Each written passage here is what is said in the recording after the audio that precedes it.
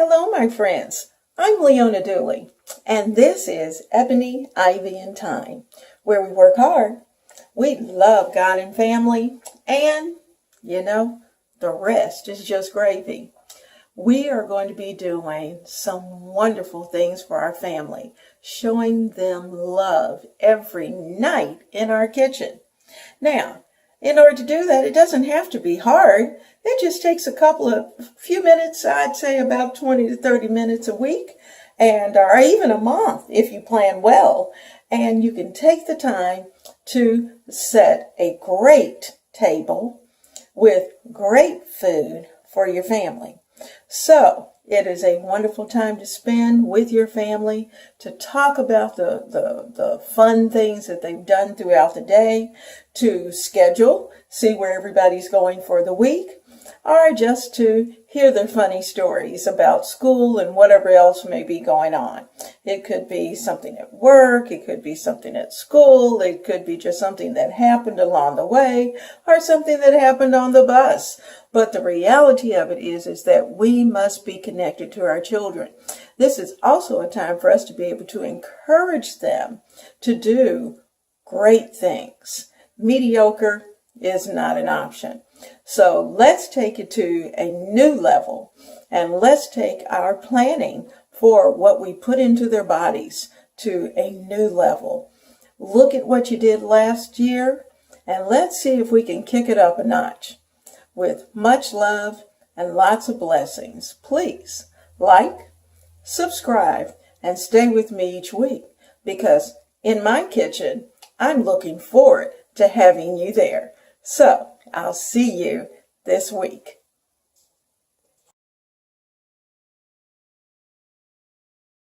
All right, the first thing that I'm going to do is to take some mustard. And I'm going to take mustard and I'm going to paint our ham. That's the first thing. I have my brush, and I'm just going to take a little bit of mustard.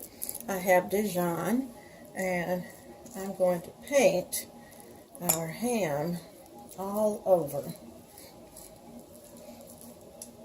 just to get in some of that kick from the Dijon. It has to be my mustard of choice, but if it's not yours, it doesn't really matter what brand you use. It's just the tanginess of the mustard that's going to give this ham a really good flavor.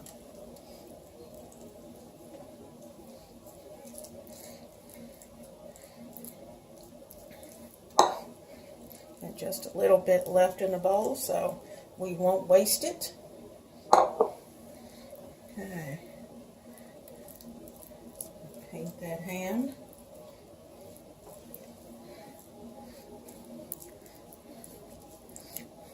Okay.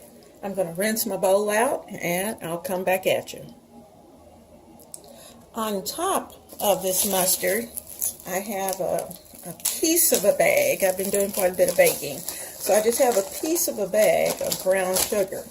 And I'm going to sprinkle just a light coating. I'm going to pack lightly some brown sugar onto our ham.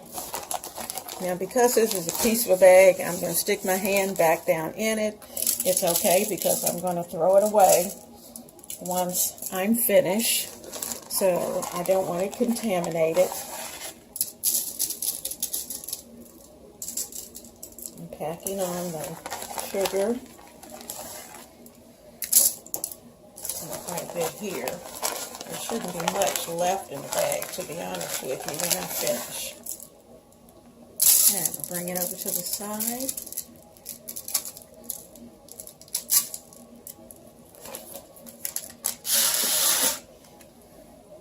Have to push this over just a little bit. What you don't want is brown sugar all over your floor.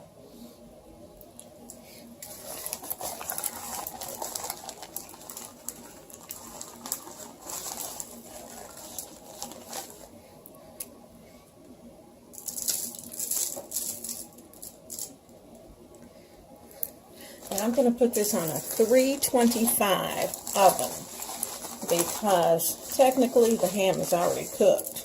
But what I wanted to do is to cook this brown sugar right onto the surface of the ham and into the ham.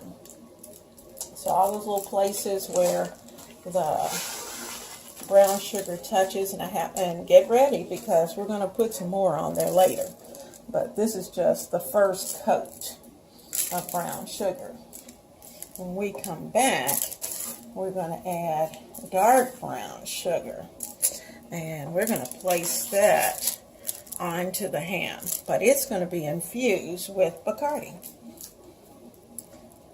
Okay, this is going into the oven at 325, and I'm going to try to leave it in there for at least an hour and a half to 2 hours at 325. I'll bring you back.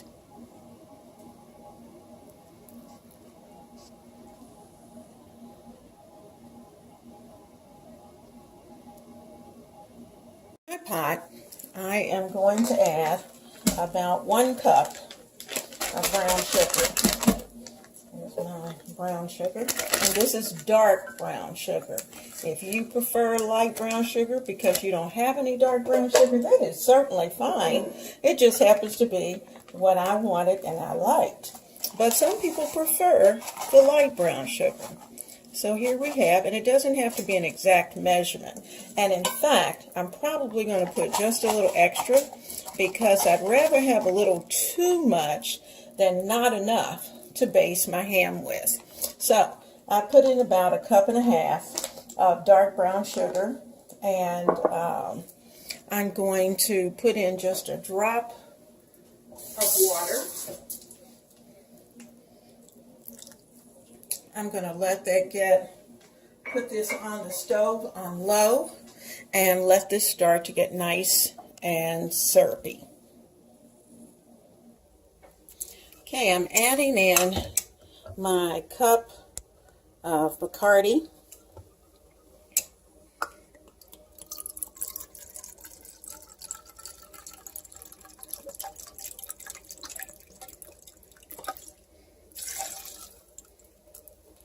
Ooh, smells good. None for Mama to drink.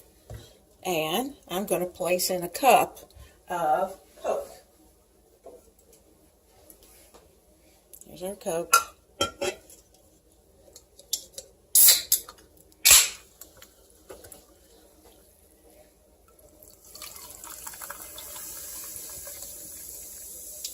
About the same amount. Okay, there we go. We'll let that come to a boil. Let it bubble, bubble, bubble. I'll bring you back in just a sec. Well, guys, here's our rum and Coke ham. In this pot that we have below, we're getting ready to prepare greens. And remember, I told you I had tons and tons and tons of greens. I have put this pot on the highest setting, and I'm going to put in 2 large onions. I'm going to add 2 russet potatoes cut into quarters because I'm trying to build flavor. 2 russet potatoes. I haven't put the other onion in. I'll do that in just a moment. I'm also going to add in some smoked turkey, and I'm going to put the top on it and let it cook for about an hour with some salt, pepper, and garlic. Okay, I'm adding in the smoked turkey, but I'm going to let this continue to bubble until it's probably about at least 1 inch or so down. And then I will start to add the greens. Start of the greens going, and I just put in 1 container of greens, and I'm going to add another container of greens in just a little while, and probably I'll pull some of the vegetables out so there'll be plenty of room for greens to go in there because we do have an awful lot of greens to cook. Have a great night.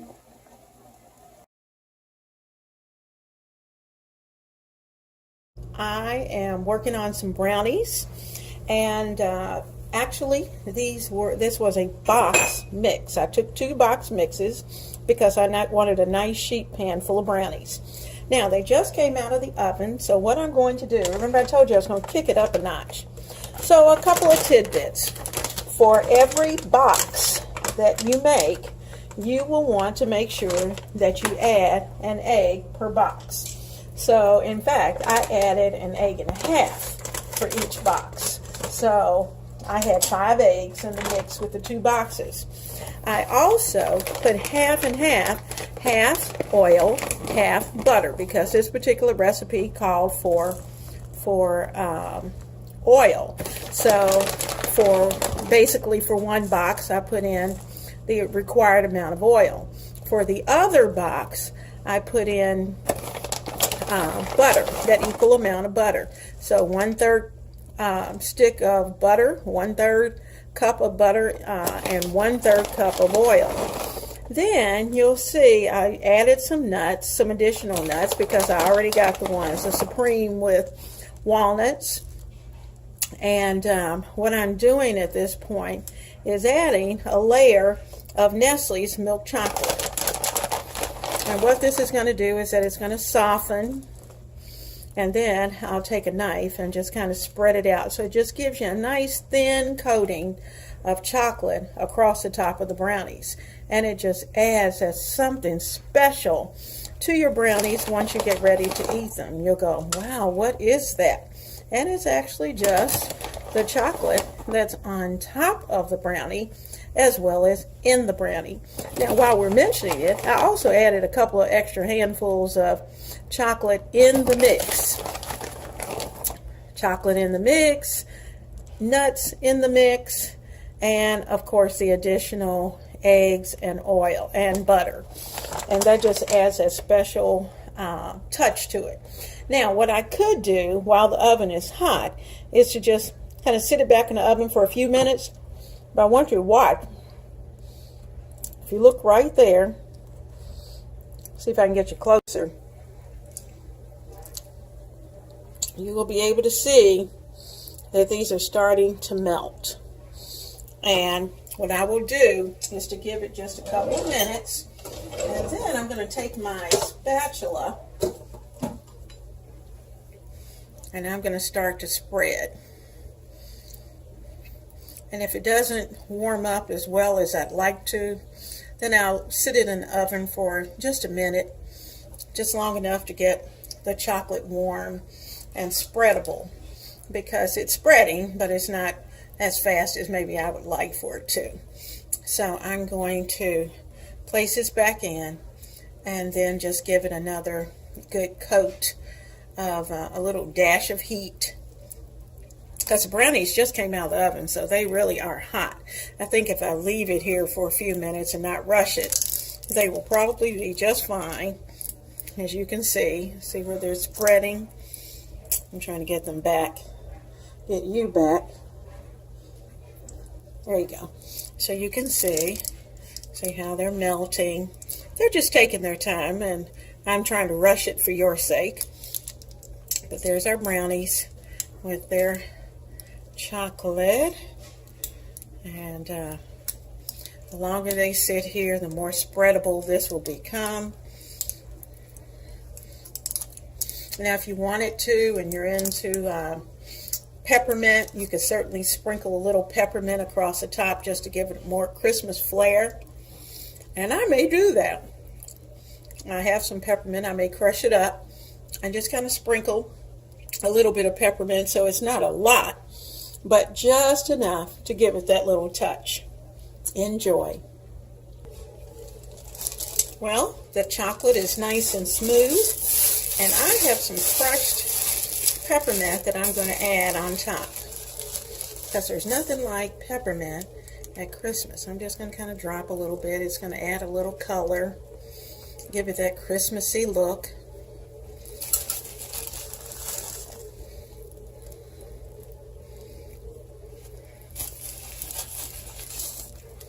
So when you pick it up, you get a touch of chocolate, you get a touch of peppermint. There you go.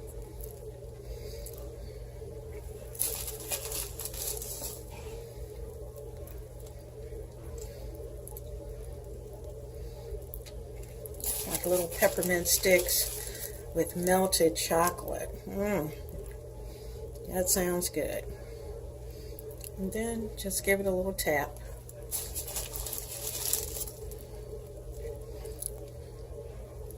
And they're going to be so pretty when they're cut, with the red and the white.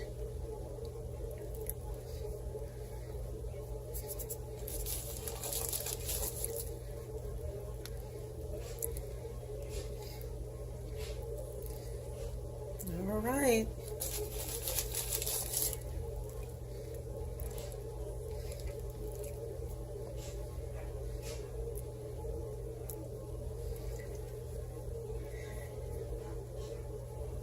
Just have a few more little pieces. Add those in. A little dust down at the bottom is always fun.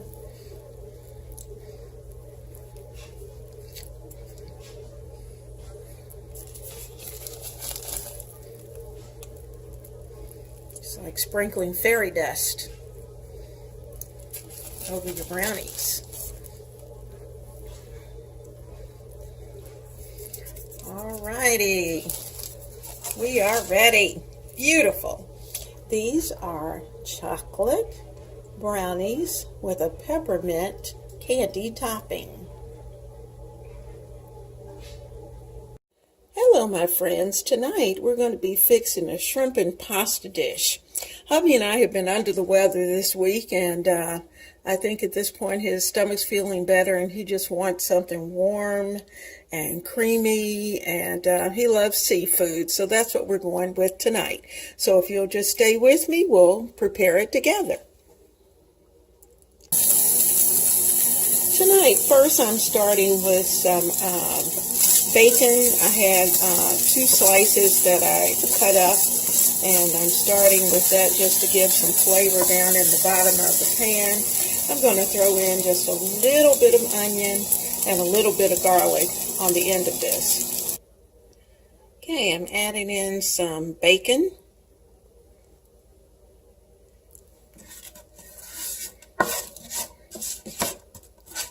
I'm going to add some salt and pepper, some pepperoncino,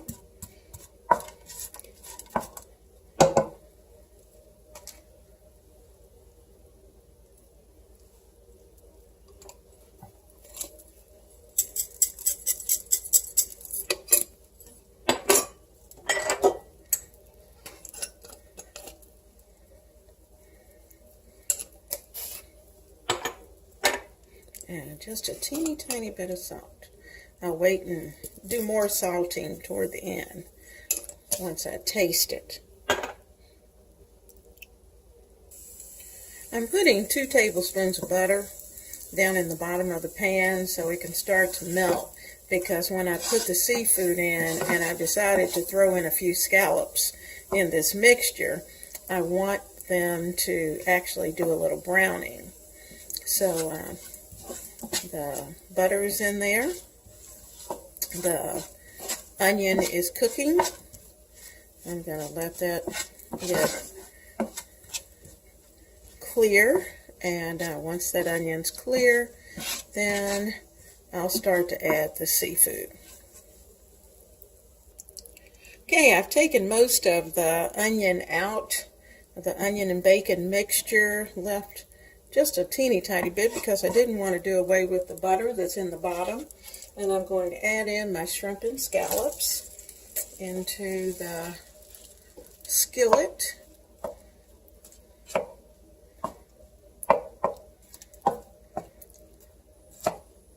I'm going to season them with a little bit of Old Bay, just a tiny bit.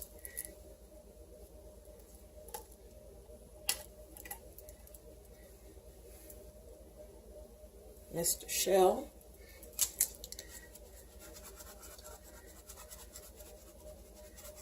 Okay, that's a little bit of Old Bay.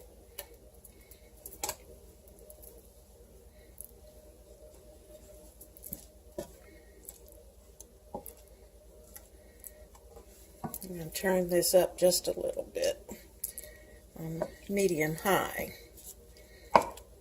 so they can get a little brown on each side. These are the scallops I had left over from another night, and I thought, well, let's throw them in. They'll taste good. A little pepper.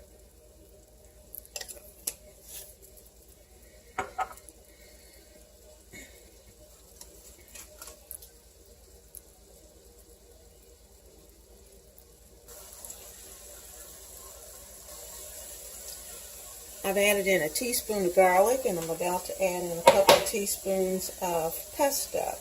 I'm also going to add in a little bit of the pesto juice. I think 1.5 would be enough. Not 1.5. That should be just enough.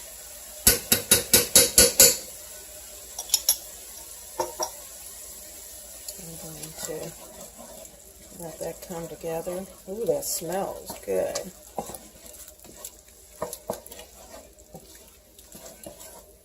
Kind of mixing it with the seafood because I don't want that garlic to burn.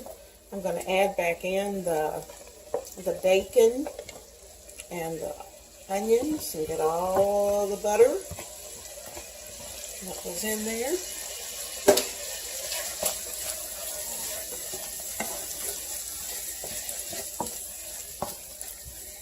Now you can see the pesto, you can see the seafood, everything's hot.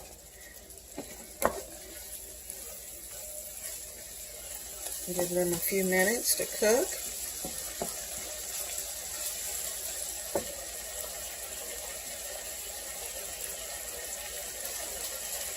Then I'm going to add in some cream.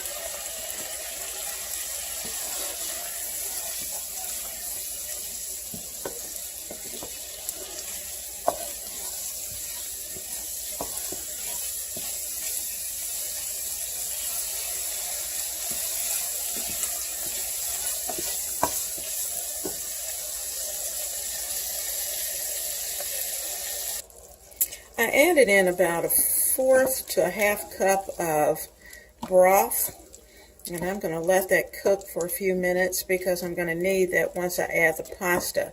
The pasta was already prepared, and in fact it's been in my freezer.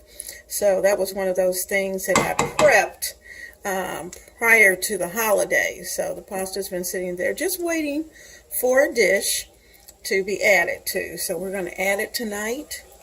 I'm going to, in just a little while, I'm going to let this boil, and then I'm going to turn it down and add in the cream, because I don't want the cream on high.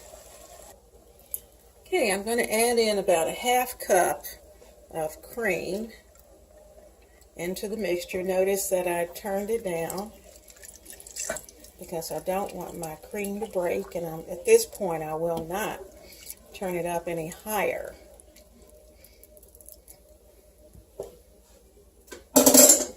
May take a few minutes. I'm going to add in some cheeses, a little bit, a handful of Italian cheese mix.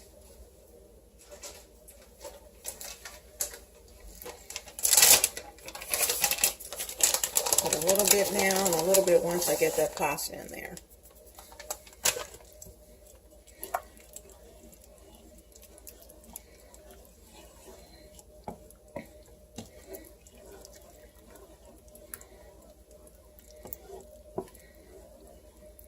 Okay.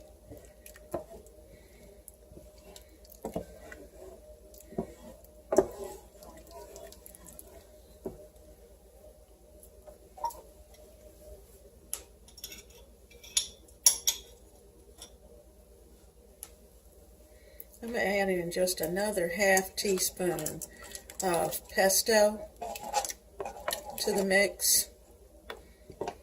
Gives it good basil flavor, lots of Italian flavors.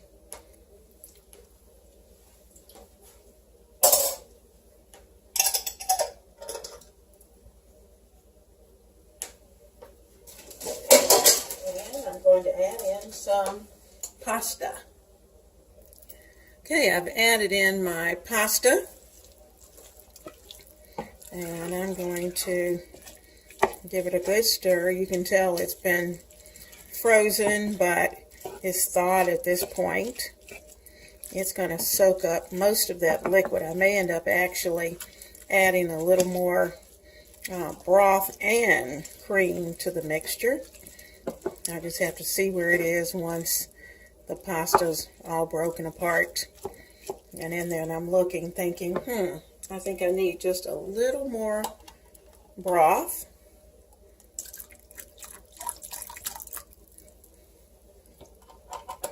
That's vegetable broth.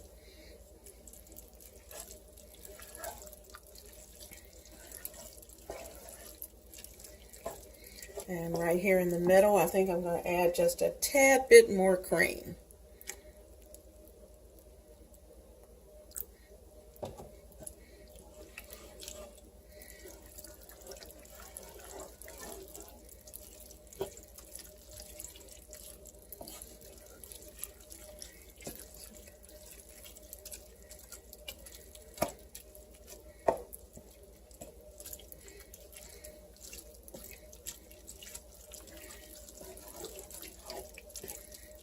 And I'm going to sprinkle cheese.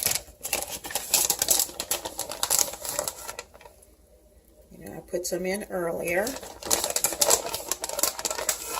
But that's all I have left in this package, so no need in putting it back. I'm going to stir that in. Let that continue to simmer and get good and hot. And fold it in.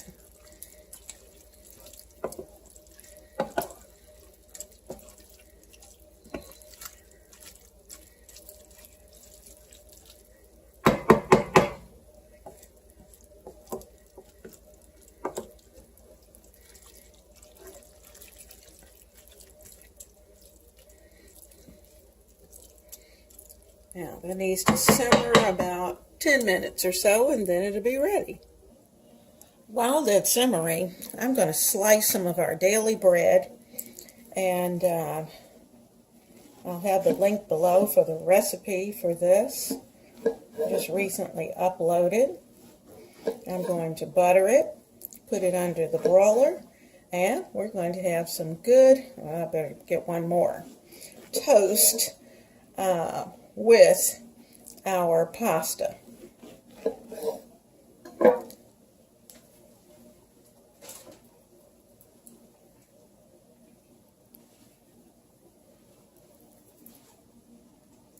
Well, our daily bread is all buttered and getting ready to go into the oven.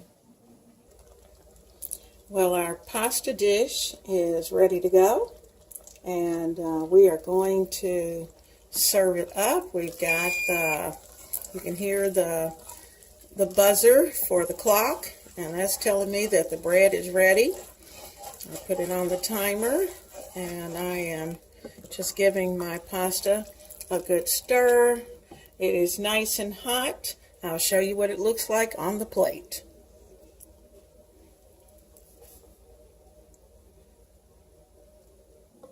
Okay, I've got our plate,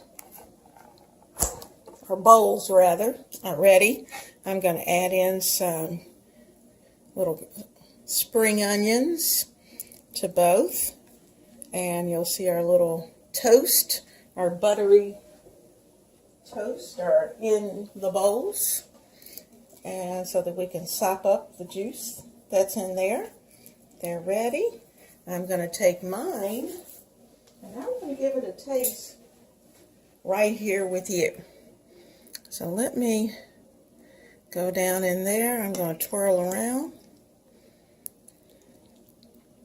Whew, very, very hot. I've got to do a little blowing. Woo!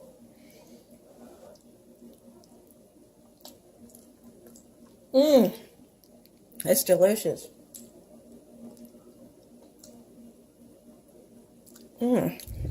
It's nice and creamy. The seafood is ready and it's hot. And before it cools off, I'm getting ready to go give this to my hubby. So you take care, and I'll see you tomorrow.